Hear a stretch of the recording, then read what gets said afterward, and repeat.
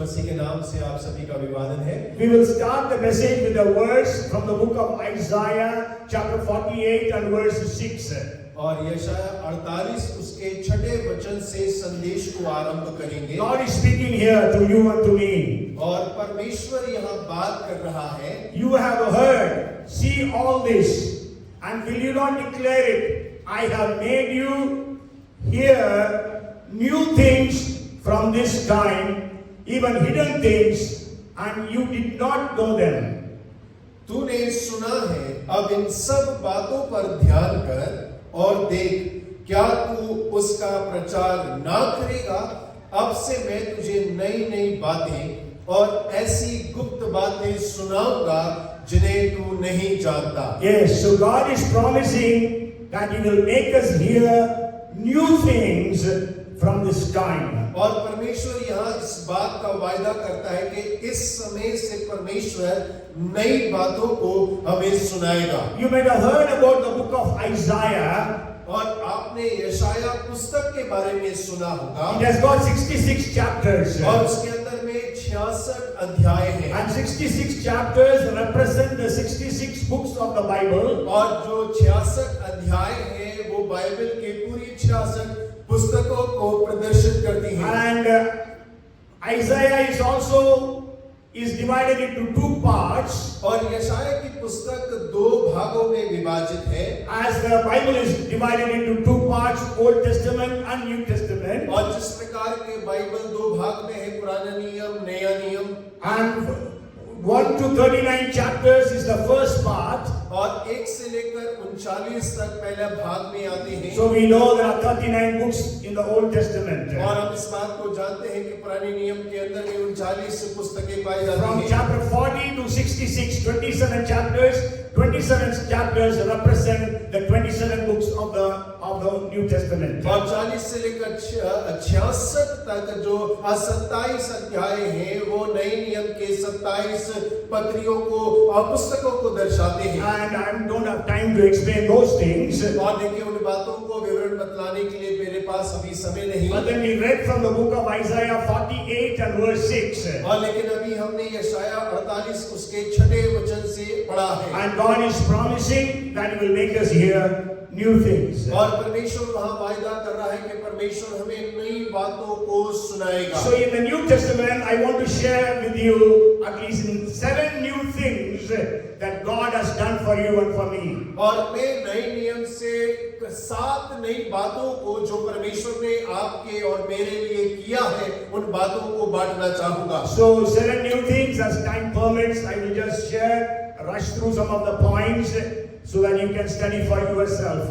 और देखिए 7 बातें हैं, लेकिन समय अनुमति देगा या नहीं मैं तेजी से गुजरूंगा, लेकिन आप अपने लिए जरूर उसका अध्ययन करें। Okay, before I share, maybe let me hear from you. What are the new things the Bible speaks in the New Testament? और इससे पहले कि मैं आरंभ करूं, मैं आपसे सुनना चाहता हूं नए नियम के अंदर में कौन सी वो नई बातें हैं जो बाइबल हमारे बारे में बात करता है। New heavens, new earth, very good. That is the last point. You know, 66th chapter of Isaiah speaks about new heavens and new earth. Revelation speaks about new heavens and new earth. और देखिए 66 अध्याय जो है यशाया का वो भी नया स्वर्ग नई पृथ्वी के बारे में बात करता है। प्रकाशित वाक्य के अंदर में भी नई पृथ्वी नए स्वर्ग की बातों को कहा गया है। Okay, more. Newborn, born again. It's not newborn, it doesn't say. It says about born again, but then you're close, but then there is another word that is used for that. Very good. Yeah, new things. New commandment like Holy Spirit. The new, you must have new in that. New. New commandment. New commandment, very good. New life. Okay, anyhow. First is new creation, that is born again, newborn, new creation, new life. So, yeah. सबसे पहले जो है वो है नई सृष्टि या नया जन्म। When you read 2 Corinthians chapter 5 and verse 17. और दूसरा कुरिन्थियों 5 उसका 17 जब आप पढ़ते हैं। Therefore, if anyone is in Christ, he is a new creation. All things are passed away. Behold, everything is new. और जो कोई मसीह में है वो नई सृष्टि है, पुरानी बातें बीत गई, देखो सब नया हो गया। So the first blessing that we receive in the New Testament is we are born again. We become a new creation. और जब हम नई पहली आशीष को जो पाते हैं नए नियम के अंदर में वो है कि हमने नया जन्म पाया है, हम परमेश्वर में नई सृष्टि हो गए। Galatians 6:15 also says about new creation. और गलाती 6:15 भी नई सृष्टि के बारे में बात करता We है। read from the book of Ephesians chapter 4 verses 20 to 24. और हमने इफिसियों 4 अध्याय उसके 20 से लेकर 24 तक अध्ययन किया। We will just read Ephesians 4:24.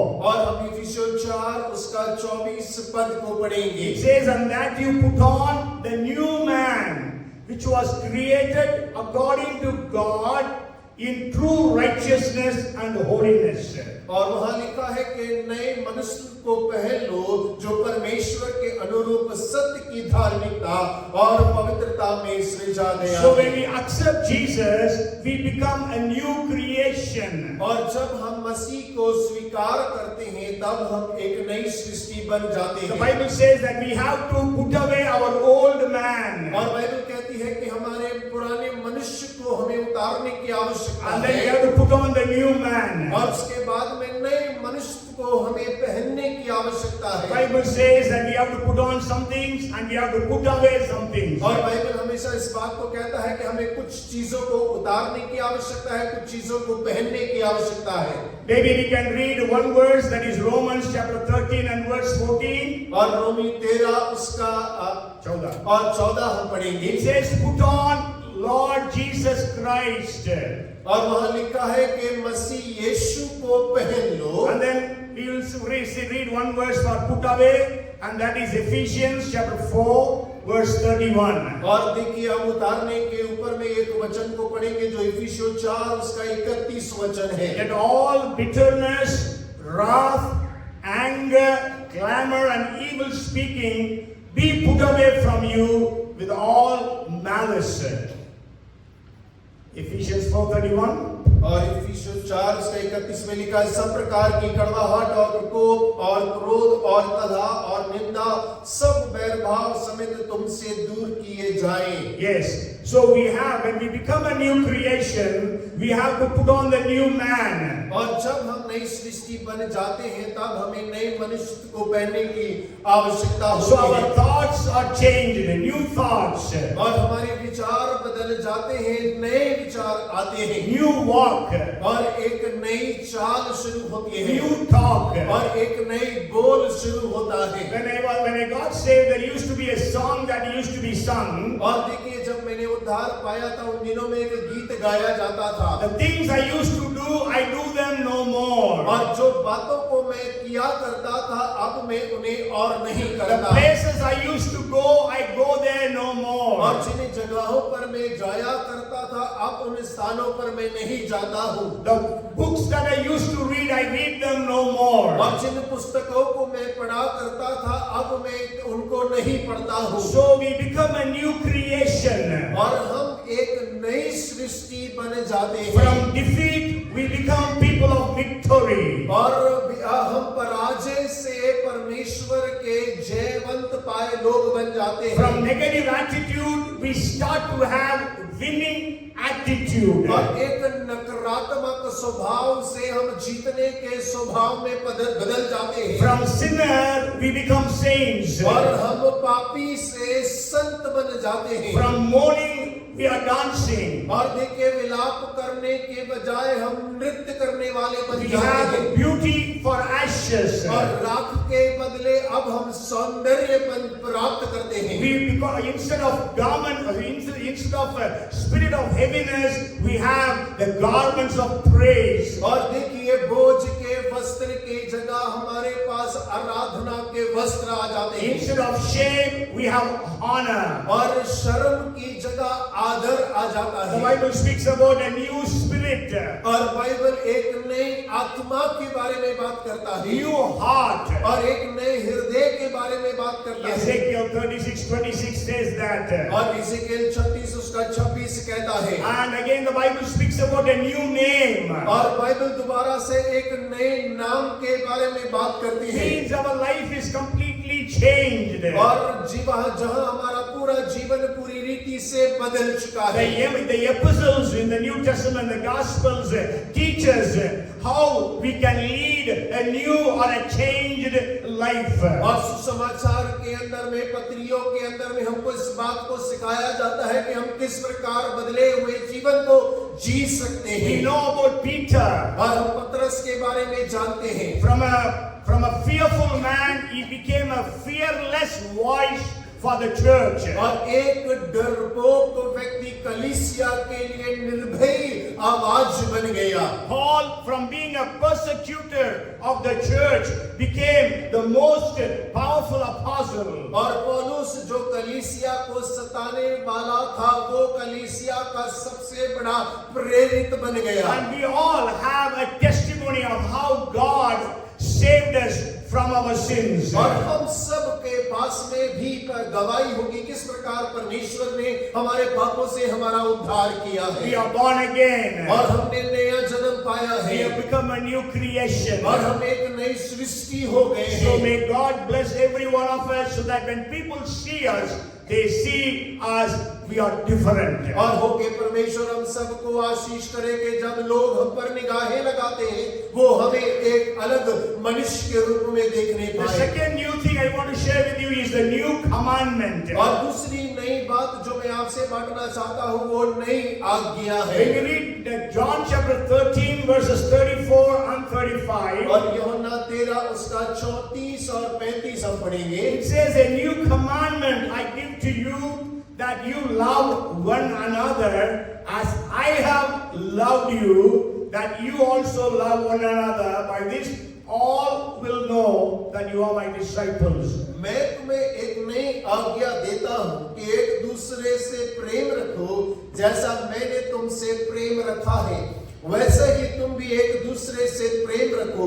यदि आपस में प्रेम रखोगे तो इसी से सब जानेंगे कि तुम मेरे चेले हो। So Jesus is giving us a new commandment. और यीशु मसीह हमें यहाँ एक नई आज्ञा दे रहा है। Earlier the commandment was love your neighbor as yourself. और पहले आज्ञा था कि अपने पड़ोसी को अपने समान प्रेम करो। But here Jesus is saying, love your neighbor as I have loved you. और यहाँ यीशु मसीह कहते हैं कि अपने पड़ोसी को इस प्रकार प्रेम करो जैसा मैंने तुमसे प्रेम किया We है। have to love one another as Jesus has loved you and me. और हमें एक दूसरे से इस प्रकार प्रेम करना है जैसे यीशु मसीह ने हमसे प्रेम किया है। How did Jesus love us? और कैसे यीशु मसीह ने हमसे प्रेम किया है? By dying for us on the cross.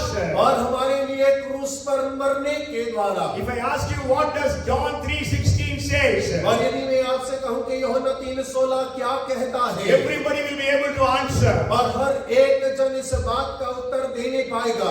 Somebody wants to say, Anagra wants to say, I think. Anagra wants to say John 3:16. Yeah, say Anagra. Oh, you want to come and say here? Come. Come fast. No problem. We have to memorize this verse in such a way, even if you are sleep, having a very deep sleep, I wake you up and ask you must be able to say. Yeah. और देखिए हमें इस वचन को इतना याद होना चाहिए, आधी नींद में भी कोई उठाए तो आप नींद में भी इस वचन को दोहराने पाए। John 3:16 says, "For God so loved the world that He gave His one and only begotten Son, so that whoever believes in the world shall not perish, but should have an eternal life." Very good. आइए तालियां बजाएं. Anugrah. Praise the Lord. Amen. Anugrah. Thank you. And if I ask you what does 1 John 3:16 says? और यदि मैं आपसे पूछूं कि पहले यूहन्ना 3:16 में क्या लिखा है, Come, let us read. और आइए हम उसे पढ़ते हैं। But this we know, love, because He laid down His life for us, and we also ought to lay down our lives for the brethren. हमने प्रेम इसी से जाना कि उसने हमारे लिए अपने प्राण दे दिए, और हमें भी भाइयों के लिए प्राण देना चाहिए। Yes, how we have to love one another. और हमें कैसे एक दूसरे से प्रेम करना है? Huh? By laying down our lives. और अपने प्राण देने के द्वारा। You go home and read 1 Corinthians chapter 13 verses 4 to 7. और आप घर जाके पहला कुरिन्थियों 13 अध्याय के 4 से 7 तक घर जाकर पढ़िएगा। And instead of the word love, use the name Jesus. और प्रेम के स्थान पर आप यीशु मसीह के शब्द का उपयोग करिए। Then you will be easily, you will be able to read it. और तब आप आसानी से उसे पढ़ पाएंगे। Okay, then you use your name instead of love and try to read it. और उसके बाद में प्रेम के स्थान पर अपने नाम को रखिए और प्रयास करिए पढ़ने का। I don't know. I think there are 17 qualities given there. I tell you, we will not be able to read even one quality there. और देखिए वहां पर 17 योग्यताएं दी गई हैं। मैं आपसे कहता हूं कि हम एक भी नहीं पढ़ But पाएंगे। that is a commandment from Jesus. और लेकिन वो यीशु मसीह की ओर से आज्ञा That we है have to love one another as Jesus has loved us. और हमें एक दूसरे से ऐसा प्रेम करना है जैसे यीशु मसीह ने हमसे प्रेम किया है। Sure, it is difficult, और हाँ अवश्य ये मुश्किल है but then we have to do it. लेकिन हमें इसे करने की आवश्यकता The है। only sign that Jesus gave that people will be able to know that we are Jesus' disciples is by our love to one another. और देखिए केवल एक ही चिन्ह यीशु मसीह ने दिया है कि लोग देखकर पहचान सकते हैं, वो ये है कि जब हम एक दूसरे से प्रेम रखते हैं। Your love is actually manifested. और जो प्रेम है वो प्रकटीकरण किया जाता I है। love you does not mean that you love a person. और मुझे आपसे प्यार है, मुझे प्यार है, ये एक व्यक्ति से कहने से पर्याप्त नहीं होता। But then it must be in truth and in deeds. और यहाँ तो आवश्यकता में और सत्यता में होना Maybe चाहिए। we will read that verse from the book of 1 John chapter 3 and verse 18. और पहला यूहन्ना 3 अध्याय उसके 18 पद को हम My पढ़ेंगे। little children, let us not love in word or in tongue, but in deed and in truth.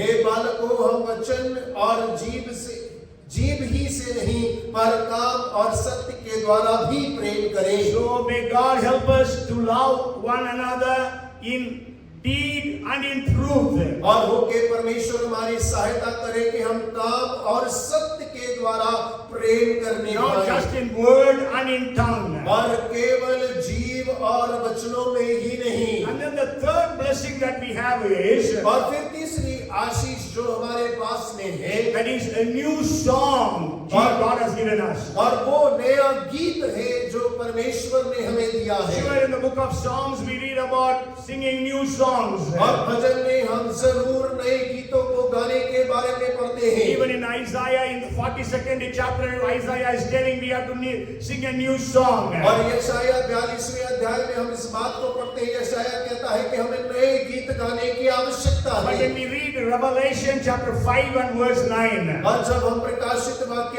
5 उसके 9 पद को पढ़ते and हैं also 14th chapter and 3rd verse, और 14 उसका 3रा वचन भी पढ़ते there हैं, it says in heaven we will be singing a new song. और वो वहां कहता है कि स्वर्ग में हम एक नया गीत गाने पाएंगे। And in Ephesians chapter 5 and verse 19, और इफिसियों 5 उसके 19 में and also Colossians chapter 3 and verse 16, और कुलोसियों 3 उसके 16 में Paul is speaking about 3 different kinds of songs. और पौलुस वहां पे 3 प्रकार के भिन्न गीतों की बात करता है। He's speaking about psalms, hymns, and spiritual songs. और वो वहां पर भजन, स्तुति, गान और आत्मिक गीतों के बारे में बात करता है। So may God give us new songs to sing unto the Lord. और हो के परमेश्वर हमें नए गीतों को प्रदान करे परमेश्वर की महिमा के लिए। And then the fourth thing I want to share with you is a new covenant.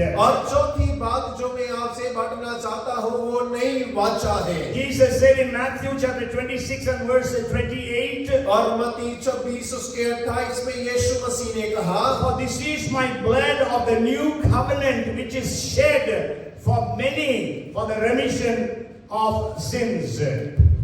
क्योंकि यह वाचा का मेरा वह लहू है जो बहुतों के लिए पापों की क्षमा के निमित्त बहाया जाता है। Yes, so we say Old Testament, New Testament. और जैसे हम पुराना नियम और नया नियम कहते So हैं, it is Old Covenant and New Covenant. और ऐसे ही पुरानी वाचा और नई वाचा है। So sure, in the Old Testament, God gave few covenants. और पुराने नियम में परमेश्वर ने कुछ वाचाओं को प्रदान किया। God made a covenant with Noah. परमेश्वर ने नोआ के साथ में वाचा को बांधा। God made a covenant with Abraham. परमेश्वर ने अब्राहम के साथ में वाचा को बांधा। Then God made a covenant with Moses. और उसके पश्चात परमेश्वर ने मूसा से वाचा को बांधा। And the covenant that God made with Moses is called as the Old Covenant. और जिस मूसा के साथ में जो वाचा बांधी गई उसको पुरानी वाचा कहा जाता है। And the New Testament is the covenant that Jesus made with the New Testament believers. और नए नियम के अंदर में यीशु मसीह ने जिस वाचा को बांधा वो नए नियम के लोगों के साथ, विश्वासियों के साथ में बांधा। In those days, usually the covenants used to be signed by the blood. और उन दिनों में जो वाचा बांधी जाती उसे लहू के द्वारा मोहर लगाया जाता था। When you read Exodus chapter 24 and verse 8, और जब निर्गमन 24 उसका आप 8 पढ़ते हैं, and Moses took the blood, sprinkled it on the people, and said, "This is the blood of the covenant which the Lord has made with you according to all these words." तब मूसा ने लहू लेकर लोगों पर छिड़क दिया और उनसे कहा, देखो यह उस वाचा का लहू है जिसे यहोवा ने इन सब वचनों पर तुम्हारे साथ बांधी है। So in the new covenant, we know Jesus shed his own blood and said, "This is my new covenant. This is the blood of my new covenant." और नए नियम के अंदर में हम इस बात को जानते हैं कि यीशु ने अपने लहू को बहा कर कहा कि ये मेरे नई वाचा में मेरा लहू है। And you go home and read in the book of Hebrews, it speaks about the old covenant and the new covenant. और इब्रानी की पुस्तक को आप घर जाकर पढ़िएगा, वहां पे पुरानी वाचा और नई वाचा दोनों का जिक्र किया गया And है। the fifth blessing I want to share with you is, और पांचवी आशीष जो मैं आपसे बांटना चाहता when हूँ, we read Mark chapter 16 and verse 17, और मरकुस 16 जब 17 हम पढ़ते हैं, and it says Jesus actually was speaking to his disciples, और यीशु मसीह अपने चेलों से वहां पे वार्तालाप कर रहे हैं, and he is giving them the last instructions और वो उन्हें अंतिम निर्देश दे रहा and है, also the last blessings. और उसके साथ साथ अंतिम आशीष भी दे रहा And है। in 16th chapter verses 17 and 18, Jesus gives them some of the promises. और 16वें अध्याय के 16-17 में वो उन्हें कुछ वायदों को भी देता है, 17th and 18th verses. और 17 और 18 पद में Jesus said, "And these signs will follow those who believe." और यीशु मसीह ने कहा विश्वास करने वालों के ये चिन्ह होंगे। How many of us are believing Jesus? और हम में से कितने लोग यीशु पर विश्वास करते हैं? And the Bible says, Jesus says, "These signs shall follow those who believe." और यीशु मसीह इस बात को कह रहे हैं, परमेश्वर का वचन इस बात को कह रहा है, जो विश्वास करते हैं उनके ये चिन्ह होंगे। So since we all are believing on Jesus, और क्योंकि हम सब यीशु मसीह के ऊपर में विश्वास लाते हैं, so these signs should be in our lives. और ये चिन्ह हमारे जीवन के अंदर में पाए जाने चाहिए। Don't say I am a small believer or a big believer. और ऐसा मत कहे कि मैं तो छोटा विश्वासी या बड़ा विश्वासी I am a हूँ, new believer. और मैं नया विश्वासी हूँ। Jesus did not differentiate like new believer, old believer. और देखिए यीशु मसीह ने नए विश्वासी पुराने विश्वासी में कोई भिन्नता उत्पन्न नहीं की। Jesus also did not say these signs will happen through the apostles. और यीशु मसीह ने ये भी नहीं कहा कि ये चिन्ह केवल प्रेरितों के द्वारा ही होंगे। Jesus did not say these signs shall follow those or follow the pastors. और यीशु मसीह ने ये भी नहीं कहा कि ये चिन्ह जो है केवल पासवानों के होंगे। Jesus said these signs shall follow those who believe. और यीशु मसीह ने कहा विश्वास करने वालों के ये चिन्ह होंगे। What is the first sign Jesus gives? और वो कौन सा चिन्ह है जो यीशु मसीह ने कहा? In my name they will cast out demons. वे मेरे नाम से दुष्ट आत्माओं को निकालेंगे। So how many of us have really cast out demons in our ministries or in our lives. और हम में से कितने लोगों ने अपनी सेवकाई में अपने जीवन में दुष्ट आत्माओं को निकाला है? Because Jesus has given us authority. और क्योंकि यीशु ने हमें अधिकार दिया है। Jesus said, whatsoever you shall bind on earth will be bound in heaven, whatsoever you shall loose on earth will be loosed in heaven. और यीशु ने कहा, जो कुछ तू पृथ्वी पर बांधेगा वो स्वर्ग में बंध जाएगा, जो कुछ तू खोलेगा वो स्वर्ग में खुल जाएगा। Jesus said, behold, I give you authority to trample serpents and scorpions and over all the powers of the enemy, and nothing in any way shall harm you. और यीशु मसीह ने कहा कि सांप को ढालेंगे, प्राणनाशक वस्तुएं भी जाएंगे और तुम्हें शत्रु के किसी भी बात से कोई हानि ना होगी। So in the name of Jesus we have to cast out the demons. और हमें तो यीशु मसीह के नाम से दुष्ट आत्माओं को भगाना है। Cast out the demons in your neighborhood. और अपने पड़ोस में रहने वाली दुष्ट आत्माओं को हमें निकालना है। Cast your demons in your workplaces. और आप जहाँ कार्य करते हैं वहाँ पर उत्पन्न दुष्ट आत्माओं को हमें निकालना है। Cast the demons which are working against you. और जो दुष्ट आत्माएं आपके विरुद्ध कार्य करती हैं, आपको उन्हें भगाना है। Cast the demons out of the city of Bhopal. और भोपाल शहर से हमें दुष्ट आत्माओं को यीशु के नाम से भगाना And है। Jesus says it is a promise.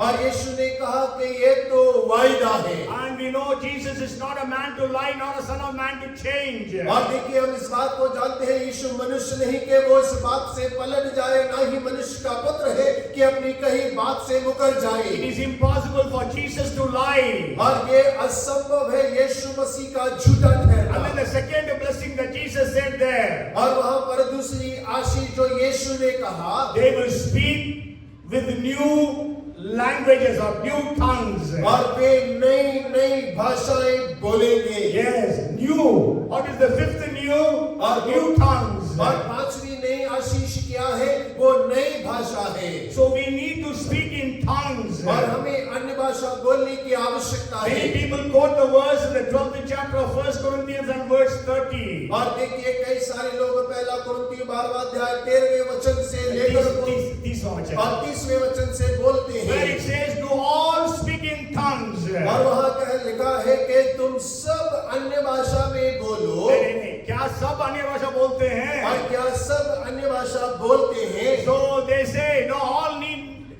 There is no need for everyone to speak in tongues. और वो कहते हैं कि सबको आवश्यकता नहीं है कि वो अन्य भाषा में बातें करें। But I want to share with you there are two types of tongues the Bible speaks in the New Testament. और मैं आपसे बांटना चाहता हूँ दो प्रकार के अन्य भाषा के बारे में जो बाइबल बात करता है। 1 Corinthians 12:30 it speaks about the gift of tongues. और पहला कुरिन्थियों 12वां अध्याय का 30वां वचन जो है वो नई भाषा के वरदान के बारे में बात करता Yes, है। you have a gift that you are able to speak a language which you do not know. और देखिए, आपको एक वरदान मिलता है एक ऐसी भाषा के बारे में जो आपकी परिचित नहीं है, लेकिन आप उसे बोल पाते हैं। Maybe you go to Maharashtra and you are able to speak Marathi. और हो सकता है कि आप महाराष्ट्र में जाइए और आप मराठी बोल पाते हैं। Okay, then that is the gift of tongues. और वो एक नई भाषा बोलने का वरदान है। But then when we read the scriptures, और लेकिन जब हम वचन को पढ़ते हैं, in the Acts of the Apostles, we read 5 times that people were filled with the Holy Spirit. और प्रेरितों के काम की पुस्तक में हम 5 बार पढ़ते हैं कि लोग पवित्र आत्मा से भर गए। Okay, it is in the 2nd chapter, और वो दूसरे अध्याय में है 4th verse. और चौथे वचन में They were all filled with the Holy Spirit. Bible says they all spoke in tongues. और वहाँ लिखा हुआ है कि वे सब पवित्र आत्मा से भर गए और अन्य अन्य भाषा बोलने लगे। And then the second incident is in the 8th chapter of Acts. और प्रेरितों के काम उसके 8वें अध्याय के अंदर में दूसरी घटना होती है। And there it was in Samaria. और वहाँ पर सामरिया के अंदर में, You know, Samaritans were considered to be second-class citizens. और देखिए, सामरी लोगों को दूसरे स्तर के लोगों के रूप में गिना जाता था। So the Jews were not accepting the Samaritans. और जो यहूदी लोग हैं वो सामरी लोगों को ग्रहण नहीं करते थे। So the Bible speaks about what happened in Samaria. और बाइबल बतलाती है कि समारिया में क्या हुआ। And we know when the people in Samaria received the gospel or received the word by the preaching of Peter, Philip, और हम इस बात को जानते हैं पतरस और फिलिपुस के प्रचार के द्वारा जब लोगों ने सुसमाचार को ग्रहण किया And so a church was established there. और वहाँ कलीसिया की स्थापना हो गई So people were sent to Jerusalem और यरूशलेम से लोगों को भेजा गया and they were told that the people of Samaria have received the word of God. और उनको बताया गया कि समरिया के लोगों ने परमेश्वर के वचन को ग्रहण किया है 8 and verse 14 says that. और 8वां अध्याय उसका 14 वचन में लिखा है So Peter and John were sent from the Jerusalem church to go and pray for the Samaritan believers to be filled with the Holy Spirit. और पतरस और यूहन्ना को यरूशलेम की कलीसिया से भेजा गया कि वे जाकर पवित्र आत्मा के वरदान के लिए उनके लिए प्रार्थना करें So Peter and John laid hands upon them and prayed, and they were all filled with the Holy Spirit. पतरस और यूहन्ना ने उन पर हाथ रखे और उन्होंने पवित्र आत्मा को पाया We read about it in the 15th and the 16th verses of 8th chapter. और हम 8वें अध्याय के 15 और 16वें आयत में इस बात के पढ़ते हैं But we don't read there that the people spoke in tongues. लेकिन हम वहां पर इस बात को नहीं पढ़ते हैं कि उन लोगों ने अन्य भाषा में प्रार्थना किया But then we can understand because Simon the sorcerer, there was a believer, he actually got saved from sorcery or witchcraft. और हम इस बात को समझ सकते हैं क्योंकि वहां पर एक व्यक्ति था जिसका नाम सिमोन जादूगर था वो जादू का धंधा करता था और लेकिन उसने वचन को सुना उद्धार पाया कलीसिया में आने लगा So when he saw that by laying on of hands by Peter and John, people were filled with the Holy Spirit. और जब उसने इस बात को देखा कि पतरस और यूहन्ना के हाथ रखने के द्वारा लोग पवित्र आत्मा से भर जा रहे Sure, हैं the sign is not written that they spoke in tongues. और जरूर वहां पर ये चिन्ह नहीं लिखा है कि वे अन्य भाषा में प्रार्थना करने But लगे then something happened. और लेकिन वहां कुछ तो घटना घटी So the Simon the sorcerer brought money to Peter. और ये सिमोन जादूगर कुछ रुपयों को लेकर पतरस के पास आता I है said, give me that authority so that when I pray for people, they will be filled with the Holy Spirit. और तो वो उनको रुपया देकर कहता है कि ये अधिकार मुझे भी दो कि जब मैं हाथ रखूं तो लोग पवित्र आत्मा का दान पाने You go home and read that. Peter was angry with that Simon the sorcerer. और आप घर जाकर इस अध्याय को जरूर पढ़िएगा पतरस उस जादूगर से क्रोधित हो गया Okay, so something happened. Sure, Bible does not say they spoke in tongues. और देखिए वहां कुछ घटना तो घटी जरूर बाइबल अन्य भाषा के बारे में नहीं बोलता है When we read the 9th chapter, और जब हम 9वें अध्याय में आते हैं we read about the salvation of Saul or Paul. और वहां पर हम साउल का या पौलुस के उद्धार की घटना को पढ़ते हैं So God sent Ananias to Saul. और वहां पर परमेश्वर ने अनन्या को शाऊल के पास में भेजा What for? और किस बात के लिए When we read the 17th verse, और जब हम उसके 17वीं आयत को पढ़ते हैं 9th chapter 17th verse. और 9 अध्याय के 17वें पद को And Ananias went his way and entered the house, and laying his hands on him, he said, Brother Saul, the Lord Jesus who appeared to you on the road as you came has sent me that you may receive your sight and be filled with the Holy Spirit. तब अननिया उठकर उस घर में गया और उस पर अपना हाथ रखकर कहा हे भाई शाऊल प्रभु अर्थात यीशु जो उस रास्ते में जिससे तू आया तुझे दिखाई दिया था उसी ने मुझे भेजा है कि तू फिर दृष्टि पाए और पवित्र आत्मा से परिपूर्ण हो जाए Yes, but then here we don't read that Paul was filled with the Holy Spirit.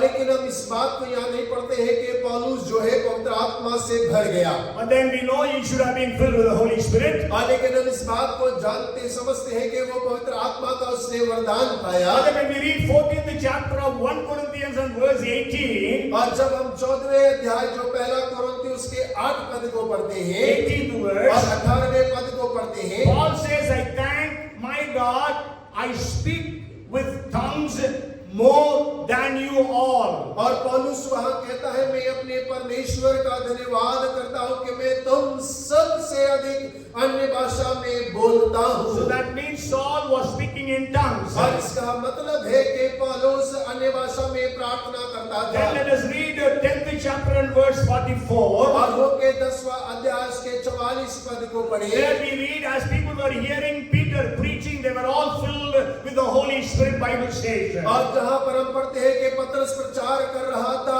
और हर एक जन सुनने वाला पवित्र आत्मा से भर गया। But when we read the 46th verse, और लेकिन हम जब उसके 46वें पद को पढ़ते हैं, for they heard them speak with tongues and magnify God. और क्योंकि उन्होंने भांति भांति की भाषा बोलते और परमेश्वर की बड़ाई करते सुना, And then, so they all were speaking in tongues. और वे सारे के सारे अन्य भाषा में बोल रहे थे। And then the 5th incident of people being filled with the Holy Spirit is found in the 19th chapter of Acts. और पेट के काम 19वें अध्याय में 5वीं बार पाया जाता है कि लोग पवित्र आत्मा से भर गए। In the 6th verse we read, और 6वें वचन में हम पढ़ते हैं, when Paul had laid hands on them, the Holy Spirit came upon them, and they spoke with tongues and prophesied. जब पौलुस ने उन पर हाथ रखा तो पवित्र आत्मा उन पर उतरा और वे भिन्न भिन्न भाषा बोलने और भविष्यवाणी करने लगे।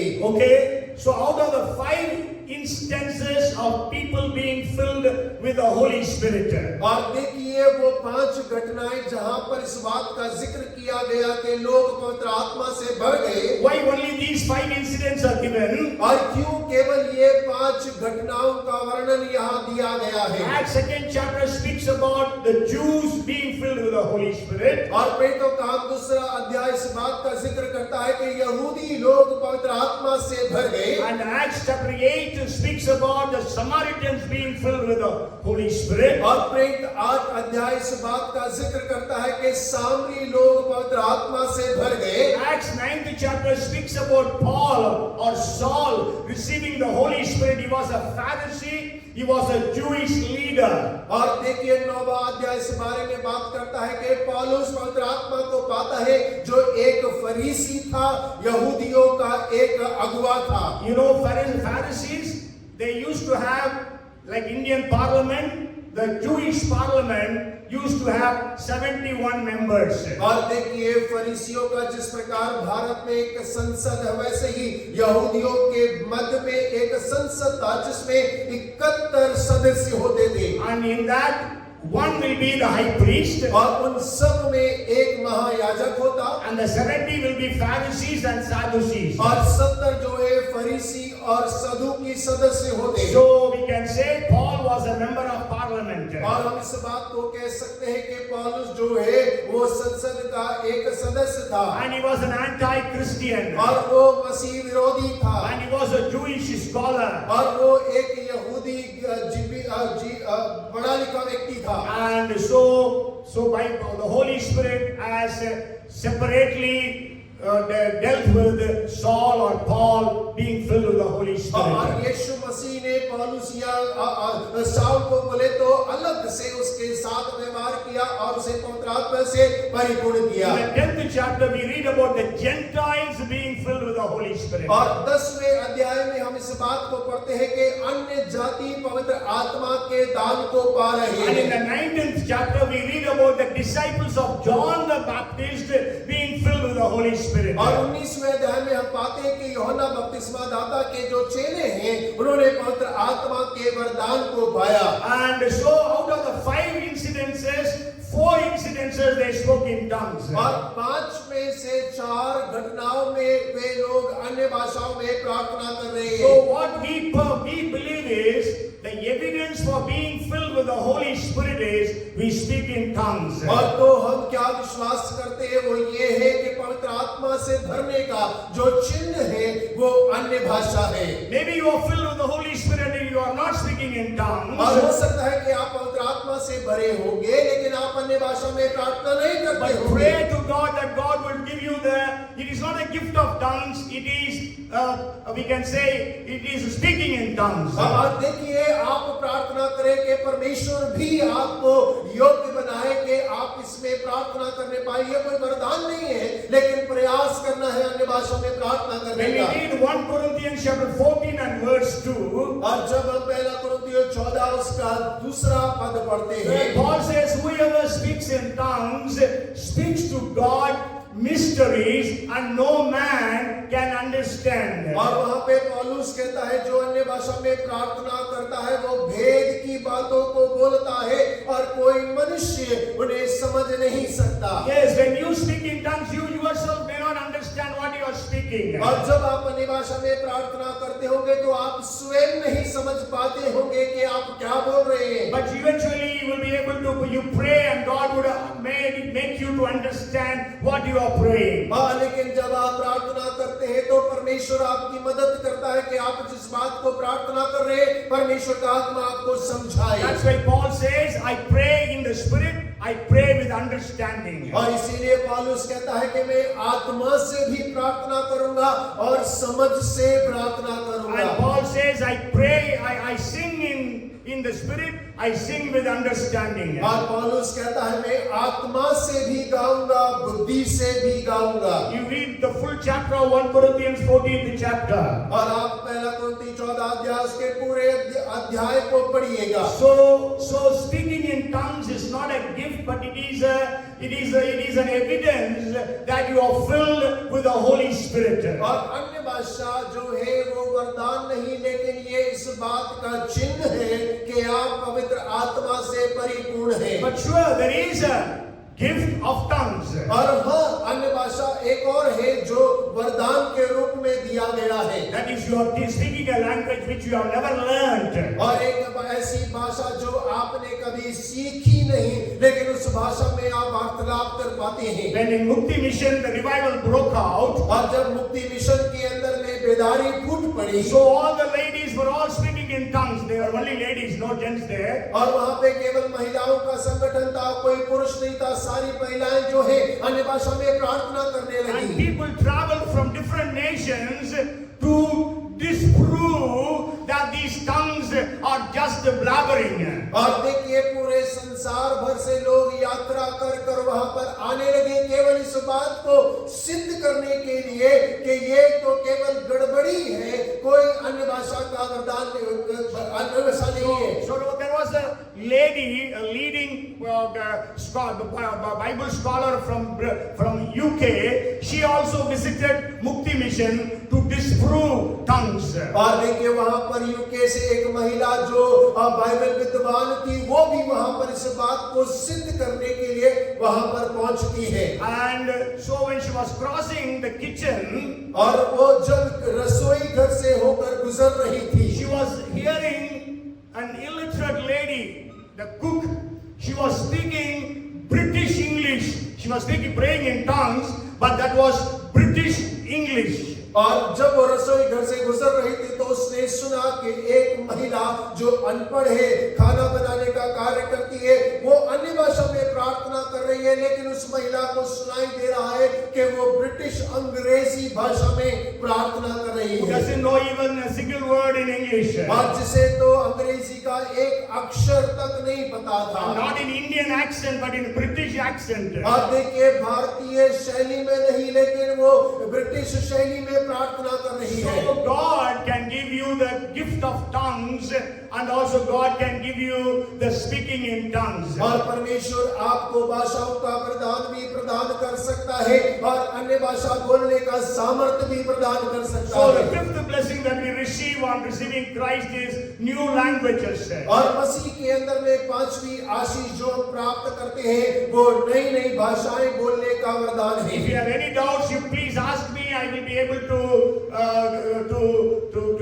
clear your doubts. और यदि आपको इस बारे में कोई संदेह है जरूर आप आसमान से मिले मैं स्पष्टीकरण दे पाऊंगा। Maybe I can tell my own testimony. और हो सकता है तो मैं अपनी खुद की गवाही आपसे साझा करता हूँ। I got saved. You know, I am from a Roman Catholic family. और जैसे आप सभी जानते हैं कि मैं एक रोमन कैथोलिक परिवार से आता हूँ। जब मेरा उद्धार And I did हुआ not know much of the Bible. और बाइबल के बारे में मुझे ज्यादा ज्ञान नहीं था। One day when I was praying, और एक दिन जब मैं प्रार्थना कर रहा था I never knew about tongues, और मुझे अन्य भाषा के बारे में कभी नहीं but I पता was था। speaking in tongues for about 3 hours. और लेकिन मैं अन्य भाषा में करीब 3 घंटे तक प्रार्थना करता रहा। Okay, that's why if you say it is wrong, then I can say it is right. और देखिए इसी वजह से मैं इस बात को कह सकता हूँ, भले ही आप कहें ये गलत है, लेकिन मैं कहूँगा ये सही है। You may say it was only for the first century church. It is not given now, but it is given now. देखिए आप इस प्रकार से कहते हैं ये तो केवल पहली सदी की कलीसिया के लिए दिया गया था, लेकिन ये तो अब की कलीसिया को भी दिया गया है। Amen. Praise the Lord. So you can ask me, I will try to convince you. और ये आप मुझसे प्रश्न कर सकते हैं, मैं प्रयास करूंगा आपको उत्तर देने And का। then the sixth new thing that we receive is, और छठवीं जो नई आशीष हमने पाई है, when you read Isaiah chapter 41 and verse 15, और जब यशाया 41 उसके 15 पढ़ते हैं, behold, I make you into a new threshing sledge with the sharp teeth. You shall thresh the mountains and beat them small and make the hills like chaff. देख मैंने तुझे छुरी वाले दावने का एक नया और चौका यंत्र ठहराया है। तू पहाड़ों को दाब दाब कर सूक्ष्म धूल कर देगा और पहाड़ियों को तू भूसे के समान कर देगा। Yes, so God makes us a new weapon. और परमेश्वर हमें एक नया हथियार बनाता As है। I told you from chapter 40 of the book of Isaiah, it's actually representing the New Testament. और देखिए जैसा मैंने आपको बताया कि जो 40 जो यशाया है वो नए नियम को दर्शाता है। Okay, so God wants to make us a new weapon. और परमेश्वर हमें एक नया हथियार, एक नया औजार बनाना चाहता That's है। why the first century church, they were able to great exploits for God. और यही कारण था कि नई पहली सदी की कलीसिया परमेश्वर के लिए बड़े-बड़े कार्यों को करने पाई। As Daniel says in Daniel chapter 11 and verse 32, the latter part, और जैसे दानियल 11 उसके 32 के अंतिम भाग में दानियल कहता है that those who do know their God shall be strong and carry out great exploits. और जो अपने परमेश्वर यहोवा को जानते हैं वे बड़े-बड़े विस्फोटक कार्य उसके लिए करते हैं। That's why the first century church was able to turn the world upside down. और यही कारण था पहली कलीसिया जो पहली सदी की कलीसिया है वो संसार में उलट-पुलट करने पाई। That's why when Peter preached, the people were pierced in their hearts. और इसी वजह से जब पतरस ने प्रचार किया सुनने वालों के हृदय छिद गए। Because God made him a new threshing sledge with sharp teeth. और इसीलिए परमेश्वर ने क्योंकि उसको पहले दांतों के साथ में दाबने वाला औजार बनाया था। And the seventh, last blessing I want to share with you is और सातवीं और अंतिम आशीष जो मैं आपके साथ बांटना चाहता हूँ, new heaven and new earth. और नया स्वर्ग और नई पृथ्वी। These 6 things we receive in this world. और ये 6 आशीषें हम इस संसार में प्राप्त करते We all हैं। become a new creation. और हम सब नई सृष्टि बन गए। We all have received a new commandment. और हम सब ने नई आज्ञा को पाया है। Jesus has made a new covenant with us. और यीशु मसीह ने हमारे साथ में नई वाचा को बांधा है। God gives us new songs. और परमेश्वर हमें नए गीत देता है। God gives us new languages. परमेश्वर हमें नई भाषा देता है। And 6th is God makes us as a new weapon. और परमेश्वर छठे रूप में हमें एक नया औजार या हथियार बनाता है। And the 7th one we will receive after our death, after the coming of the Lord Jesus. और सातवीं आशीष जो है प्रभु के दूसरे आगमन के बाद या हमारी मृत्यु के पश्चात हम प्राप्त करेंगे। New heaven and new earth. और नया स्वर्ग और नई पृथ्वी। We read about it in Revelation chapter 21 and also chapter 22. और देखिए प्रकाशित वाक्य 21वां अध्याय और 22वां अध्याय में इस बारे में हम पढ़ते हैं। And we also read about it in 2 Peter chapter 3. और दूसरा पत्रस उसके 3 में भी हम इसको पढ़ते हैं। And we also read about it in Isaiah chapter 65 and 66 chapters. और यशाया 65 और 66 अध्याय में इसके बारे में हम पढ़ते हैं। So God is telling us in the 48th chapter of Isaiah and verse 6. और 48 के 6 वचन यशाया में परमेश्वर इस बात को कह रहा God है। is saying, I will declare to you new things. और परमेश्वर कह रहा है कि मैं तुझे नई बातों को बताऊंगा। I have made you hear new things from this time. और तूने सुना है अब इन सब बातों पर ध्यान करो, देख तो नई बातों को सुनेगा, देखेगा। So let God give us new things. और हो के परमेश्वर हमें नई बातें देने पाए। Let us all become a new man.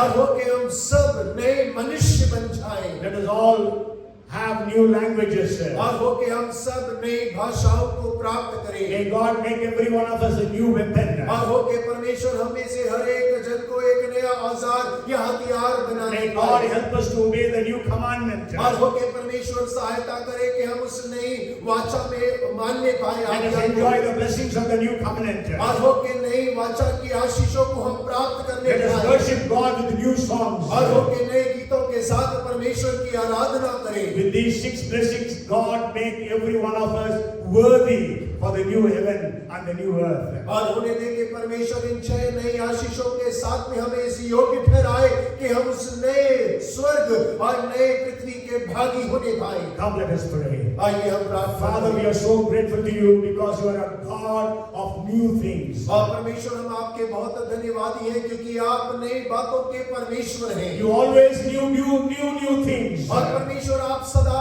नई बातों को Lord, करते do हैं। new things in our lives. परमेश्वर हमारे जीवन के अंदर में नई बातों को, New things in our families. और हमारे परिवारों के अंदर में नए कार्यों New को, things in our church. हमारी कलीसिया के अंदर में नए कार्य, New things in our city. हमारे शहर में नए कार्य, New things in the nations of the world. और परमेश्वर संसार के देशों के अंदर नए कार्य, So that every knee shall bow and every tongue shall confess that Jesus Christ is the Lord. और ताकि हर एक घुटना टिक जाए, हर एक जीव अंगीकार करे कि यीशु मसीह ही परमेश्वर So है। that the earth will be filled with the knowledge of the glory of the Lord as the waters cover the sea. और होने दे कि ये पृथ्वी परमेश्वर के ज्ञान के वचनों से भर जाए जैसे इस धरती के ऊपर में जल भरा है। Lord, bless everyone today. परमेश्वर आज हर एक को आप आशीष करें। Lord, give them the grace to even in speaking in tongues. और परमेश्वर अन्य भाषा में प्रार्थना करने का अनुग्रह प्रदान कर। Make every one of us worthy